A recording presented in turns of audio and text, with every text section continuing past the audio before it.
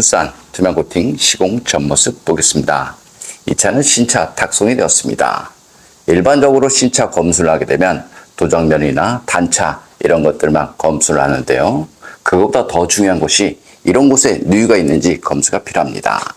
미션이 있는 부분인데요. 이런 가스켓이 있는 부분, 엔진, 미션, 중간 부분에 누유, 저기 위쪽에 연료라든가 냉각수 이런 것들이 새는지 검수가 필요합니다.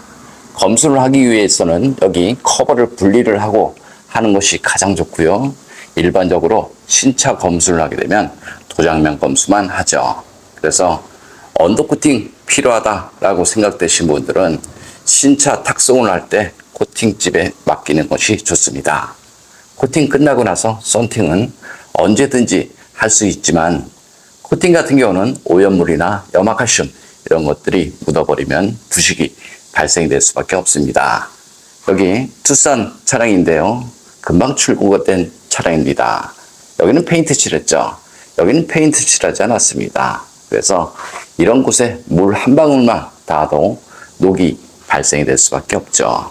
여기 마찬가지 습기에 의한 부식이 발생이 됩니다. 여기에 녹이 나도 사실상 안전상에는 문제가 없습니다. 하지만 시간이 지나면 지날수록 여기 부품 전체에 녹이 번질 수밖에 없습니다. 특히 염화칼슘 사용량이 많은 지역, 고속도로 운행이 많은 차량, 바닷가 주변 차량, 이런 차량 같은 경우는 썬팅도 중요하지만 제가 봤을 때는 코팅이 더 중요하다. 저는 이렇게 봅니다. 그럼 시공 후 모습 보겠습니다. 투싼 투명 코팅 시공 후 모습 보겠습니다. 여기는 엔진 바닥면 부분이고요. 홀 안쪽에는 투명 코팅제와 이너왁스를 이용해서 안쪽 시공이 되었습니다. 이쪽 같은 경우는 녹이 잘 나는 곳이기 때문에 투명 코팅을 하고 나서 외부용 방충왁스로 다시 한번 코팅이 되었습니다. 염화칼슘이 적은 지역에서는 사실상 별 문제 없습니다. 하지만 염화칼슘 사용량이 많은 강원도 지역 같은 경우는 이렇게 하는 것이 훨씬 좋습니다. 바닥면 부분인데요. 이런 곳은 염화칼슘이 머물 수 없죠. 이런 곳은 염화칼슘이 머무는 곳이고요. 그래서 자동차 녹방지 하고 싶으면 이런 곳에 두껍게 하는 것이 아니고요. 이런 측면 부분, 맨 끝 부분인데요. 이런 곳에 꼼꼼하게 코팅을 하신 것이 훨씬 좋습니다. 그런데 여기 자세히 보면 물 빠지는 배수구 있습니다.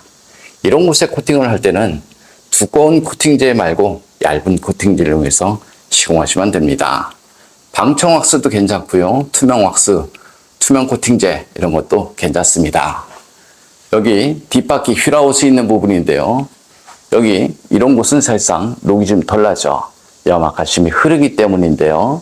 볼트, 너트, 부품 속 접합 부분 이런 곳이 염화칼슘이 머무는 곳이죠.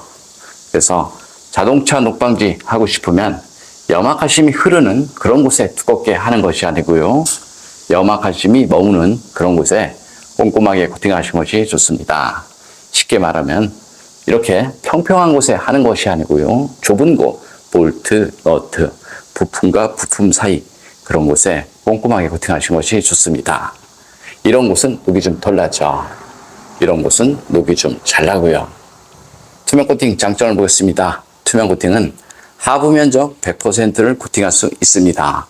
볼트, 너트, 전기장치, 센서, 바닥 겉면, 바닥 속면 이런 곳에 코팅을 해도 무상 수리받는데 전혀 문제 없고요. 코팅나라 보증 같은 경우는 시공 후 10년 동안은 무조건 무상 시공되니까요. 코팅나라 보증에 대해서도 걱정 안 하셔도 됩니다.